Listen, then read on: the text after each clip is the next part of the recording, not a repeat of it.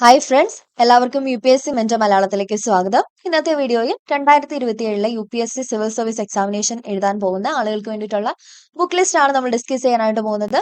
അതിന് മുന്നേ ചാനൽ ആരെങ്കിലും സബ്സ്ക്രൈബ് ചെയ്തിട്ടില്ലെങ്കിൽ ഒന്ന് സബ്സ്ക്രൈബ് ചെയ്ത് സപ്പോർട്ട് ചെയ്യുക. ഫർദർ നോട്ടിഫിക്കേഷൻസിനായിട്ട് ആ ബെല്ലൈക്കൺ കൂടി ഒന്ന് പ്രസ് ചെയ്യുക. പൊളിറ്റിക്ക് വേണ്ടിയിട്ട് ലക്ഷ്മികാന്തിന്റെ ഇന്ത്യൻ പൊളിറ്റി എന്ന് പറയുന്ന ടെക്സ്റ്റ് ആണ് നമ്മൾ പഠിക്കേണ്ടത്. അതിലെ 8th എഡിഷൻ പഠിക്കാനായിട്ട് ശ്രദ്ധിക്കുക. ഏറ്റവും ലേറ്റസ്റ്റ് എഡിഷൻ ആണ്, അത് പഠിക്കുക കേട്ടോ. അപ്പോൾ കൂടുതൽ ഇതിൽ നമുക്ക്, അതായത് 7th എഡിഷനിൽ നിന്നും 2 ചാപ്റ്റേഴ്സ് കൂടുതലുണ്ട് 8th എഡിഷനിൽ. അപ്പൊ എന്ത് ചെയ്യുക, ലക്ഷ്മികാന്തിന്റെ ഇന്ത്യൻ പൊളിറ്റി എന്ന് പറയുന്ന ടെക്സ്റ്റ് ആണ് പൊളിറ്റിക്ക് വേണ്ടിയിട്ട് പഠിക്കേണ്ടത്. ഏത് ടെക്സ്റ്റ് വാങ്ങിയാലും എന്ത് ചെയ്യുക, ഏറ്റവും ലേറ്റസ്റ്റ് എഡിഷൻ ടെക്സ്റ്റ് വാങ്ങാനായിട്ട് ശ്രദ്ധിക്കുക. ഇനി ഗവേണൻസ്, നമ്മൾ പൊളിറ്റിക്ക് വേണ്ടിയിട്ട് ലക്ഷ്മികാന്തിന്റെ തന്നെ ടെക്സ്റ്റ് ആണ് പഠിച്ചത്. അതുകൊണ്ട് ഗവേണൻസിനും എന്താണ്, ലക്ഷ്മികാന്തിന്റെ തന്നെ ഗവേണൻസ് ഇൻ ഇന്ത്യ എന്ന് പറയുന്ന ഒരു ടെക്സ്റ്റ് ഉണ്ട്, അത് വാങ്ങാനായിട്ട് ശ്രദ്ധിക്കുക. ഗവേണൻസിന് വേണ്ടിയിട്ട് ഏതാണ്, ലക്ഷ്മികാന്തിന്റെ ഗവേണൻസ് ഇൻ ഇന്ത്യ എന്ന് പറയുന്ന ടെക്സ്റ്റ്. ഇനി എൻവയോൺമെന്റ് ആൻഡ് എക്കോളജി, അതിന് വേണ്ടിയിട്ട് ശങ്കർ IAS അക്കാദമിയുടെ എൻവയോൺമെന്റ് എന്ന് പറയുന്ന ടെക്സ്റ്റ് ഉണ്ട്, അതിന്റെയും ഏറ്റവും ലേറ്റസ്റ്റ് എഡിഷൻ വാങ്ങാനായിട്ട് ശ്രദ്ധിക്കുക. ഓക്കെ, എൻവയോൺമെന്റിന് വേണ്ടിയിട്ട് ഏതാണ്, ശങ്കർ IAS അക്കാദമിയുടെ എൻവയോൺമെന്റ് എന്ന് പറയുന്ന ടെക്സ്റ്റ്. ഹിസ്റ്ററിക്ക് വേണ്ടിയിട്ട്, ഹിസ്റ്ററിയിൽ നമുക്ക് modern, medieval and ancient past പഠിക്കാനായിട്ടുണ്ട്. ഓക്കെ, അപ്പോൾ അതിനും ഓരോന്നിനും ഓരോ ടെക്സ്റ്റ് ആണ്.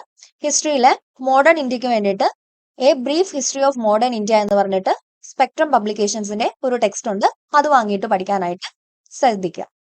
A brief history of modern India, Spectrum publications.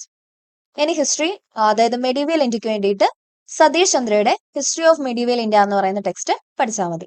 Medieval ഇന്ത്യക്ക് വേണ്ടിയിട്ട് സതീഷ് ചന്ദ്രയുടെ ഹിസ്റ്ററി ഓഫ് മെഡീവൽ ഇന്ത്യ എന്ന് പറയുന്ന ടെക്സ്റ്റ് പഠിച്ചാൽ മതി. ഇനി ആൻഷ്യൻ പാസ്റ്റിന് വേണ്ടിയിട്ട് ഇന്ത്യാസ് ആൻഷ്യൻ പാസ്റ്റ് എന്ന് പറഞ്ഞിട്ട് RS ശർമ്മയുടെ ഒരു ടെക്സ്റ്റ് ഉണ്ട്, ഈ ഒരു ടെക്സ്റ്റ് പഠിക്കുക. Ancient past, India's ancient past എന്ന് പറയുന്ന RS ശർമ്മയുടെ ടെക്സ്റ്റ്. ഇനി ആർട്ട് ആൻഡ് കൾച്ചറിന് വേണ്ടിയിട്ട് നിതിൻ സിൻഹാനിയയുടെ ഇന്ത്യൻ ആർട്ട് ആൻഡ് കൾച്ചർ എന്ന് പറയുന്ന ടെക്സ്റ്റ് ഉണ്ട്, അതിന്റെ എന്താണ് ഏറ്റവും ലേറ്റസ്റ്റ് എഡിഷൻ വാങ്ങാനായിട്ട് നോക്കുക. ആർട്ട് ആൻഡ് കൾച്ചറിന് വേണ്ടിയിട്ട് നിതിൻ സിൻഹാനിയയുടെ ഇന്ത്യൻ ആർട്ട് ആൻഡ് കൾച്ചർ എന്ന് പറയുന്ന ടെക്സ്റ്റ്. ഇനി എത്തിക്സിന് വേണ്ടിയിട്ട് ലെക്സിക്കോൺ പബ്ലിക്കേഷൻസിന്റെ the lexicon for ethics, integrity and aptitude എന്ന് പറയുന്ന ആ ഒരു ടെക്സ്റ്റ് പഠിക്കാനായിട്ട് ശ്രദ്ധിക്കുക. എക്കണോമിക്ക് വേണ്ടിയിട്ട് രമേശ് സിംഗിന്റെ ഇന്ത്യൻ എക്കണോമി എന്ന് പറയുന്ന ഒരു ടെക്സ്റ്റ് ഉണ്ട്, അത് പഠിക്കുക. അതും ഏറ്റവും ലേറ്റസ്റ്റ് എഡിഷൻ തന്നെ വാങ്ങി പഠിക്കുക. ഇനി സയൻസ് ആൻഡ് ടെക്നോളജിക്ക് വേണ്ടിയിട്ട് development in science and technology എന്ന് പറയുന്ന സ്പെക്ട്രം പബ്ലിക്കേഷൻസിന്റെ ടെക്സ്റ്റ് ഉണ്ട്, അത് പഠിക്കുക. അപ്പൊ ഇത്രയേ ഉള്ളൂ. ഒന്നുകൂടി നമുക്ക് നോക്കാം ഏതൊക്കെ ടെക്സ്റ്റ് ആണ് പഠിക്കേണ്ടതെന്ന്. പൊളിറ്റിക്ക് വേണ്ടിയിട്ട് ഇന്ത്യൻ പൊളിറ്റി ബൈ ലക്ഷ്മികാന്ത്. ഗവേണൻസിന് വേണ്ടിയിട്ട് ഗവേണൻസ് ഇൻ ഇന്ത്യ ലക്ഷ്മികാന്ത്. ഇനിയിപ്പോ പൊളിറ്റിയുടെ 7th എഡിഷൻ ഉള്ളവരും എന്താണ്, ബുദ്ധിമുട്ടേണ്ട കാര്യമില്ല, 8th എഡിഷൻ വന്നല്ലോ, അത് വാങ്ങണം എന്നില്ല. എന്താണ്, അതിൽ 2 ചാപ്റ്റേഴ്സ് മാത്രമേ ആഡ് ആയിട്ടുള്ളൂ, ഒത്തിരി ചേഞ്ചസ് വന്നെന്നുള്ള രീതിയിൽ പറഞ്ഞിട്ടുമില്ല. അപ്പൊ എന്ത് ചെയ്യുക, ആ 2 ചാപ്റ്റേഴ്സ് പഠിക്കാനായിട്ട് ശ്രദ്ധിക്കുക. ഗവേണൻസിന് വേണ്ടിയിട്ട് ലക്ഷ്മികാന്തിന്റെ ഗവേണൻസ് ഇൻ ഇന്ത്യ എന്ന് പറയുന്ന ടെക്സ്റ്റ് പഠിക്കുക. എൻവയോൺമെന്റ് ആൻഡ് എക്കോളജിക്ക് വേണ്ടിയിട്ട് ശങ്കർ IAS അക്കാദമിയുടെ എൻവയോൺമെന്റ് എന്ന് പറയുന്ന ടെക്സ്റ്റ്. ഹിസ്റ്ററിയിൽ മോഡേൺ ഹിസ്റ്ററിക്ക് വേണ്ടിയിട്ട് A brief history of modern India എന്ന് പറയുന്ന സ്പെക്ട്രം പബ്ലിക്കേഷൻസിന്റെ ടെക്സ്റ്റ് ഉണ്ട്. മെഡീവൽ ഇന്ത്യക്ക് വേണ്ടിയിട്ട് ഹിസ്റ്ററി ഓഫ് മെഡീവൽ ഇന്ത്യ എന്ന് പറയുന്ന സതീഷ് ചന്ദ്രയുടെ ടെക്സ്റ്റ്. ഇനിയിപ്പം ആൻഷ്യൻ പാസ്റ്റിന് വേണ്ടിയിട്ട് RS ശർമ്മയുടെ ഇന്ത്യാസ് ആൻഷ്യൻ പാസ്റ്റ് എന്ന് പറയുന്ന ടെക്സ്റ്റ് പഠിക്കുക. ആർട്ട് ആൻഡ് കൾച്ചറിന് വേണ്ടിയിട്ട് ഇന്ത്യൻ ആർട്ട് ആൻഡ് കൾച്ചർ എന്ന് പറയുന്ന നിതിൻ സിൻഹാനിയയുടെ ടെക്സ്റ്റ് പഠിക്കുക.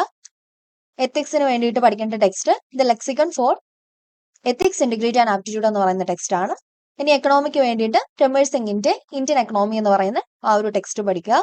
സയൻസ് ആൻഡ് ടെക്നോളജിക്ക് വേണ്ടിയിട്ട് developments in science and technology, Spectrum പബ്ലിക്കേഷൻസിന്റെ developments in science and technology എന്ന് പറയുന്ന ആ ഒരു ടെക്സ്റ്റ് പഠിക്കുക. പിന്നെന്താണ്, PYQs നോക്കുക. ഏതെങ്കിലും ഒരു റിസോഴ്സിൽ സ്റ്റിക്ക് ചെയ്ത് പഠിക്കാനായിട്ട് ശ്രദ്ധിക്കുക. ഒരു സബ്ജക്റ്റിന് എന്ത് മതി, ഒരു ബുക്ക് മതി. പിന്നെ ഇന്റർനാഷണൽ റിലേഷൻസ്, ഇന്റേണൽ സെക്യൂരിറ്റി, ഇതിനൊക്കെ എന്ത് ചെയ്യുക, കറണ്ട് അഫയേഴ്സിൽ കൂടുതൽ ഫോക്കസ് ചെയ്ത് പഠിക്കുക. ഇനിയിപ്പോൾ ടെക്സ്റ്റ് വേണമെന്നുണ്ടെങ്കിൽ ടെക്സ്റ്റ് വാങ്ങിയിട്ട് പഠിക്കുക, അല്ലാന്നുണ്ടെങ്കിൽ എന്ത് ചെയ്യുക, കറണ്ട് അഫയേഴ്സിൽ ഫോക്കസ് ചെയ്ത് പഠിക്കുക. CSATന് വേണ്ടിയിട്ട് PYQs നോക്കിയിട്ട് പഠിച്ചു പോവുക. PYQs സോൾവ് ചെയ്തിട്ടുള്ള PYQs കിട്ടുന്ന ഒത്തിരി ടെക്സ്റ്റുകൾ അവൈലബിൾ ആണ്, ഇതിലേതെങ്കിലും വാങ്ങിയിട്ട് എന്ത് ചെയ്യുക, CSAT പഠിക്കുക. ഇതിന്റെ എല്ലാം നോട്ട്സ് നമുക്ക് അവൈലബിൾ ആണ്.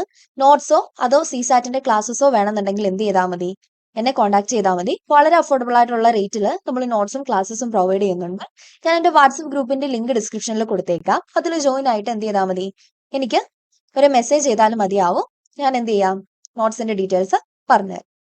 ഓക്കെ, അപ്പോൾ വീഡിയോ എല്ലാവർക്കും ഉപകാരപ്പെട്ടു എന്ന് പ്രതീക്ഷിക്കുന്നു. ചാനൽ എല്ലാവരും എന്ത് ചെയ്യുക, സബ്സ്ക്രൈബ് ചെയ്ത് സപ്പോർട്ട് ചെയ്യുക. താങ്ക്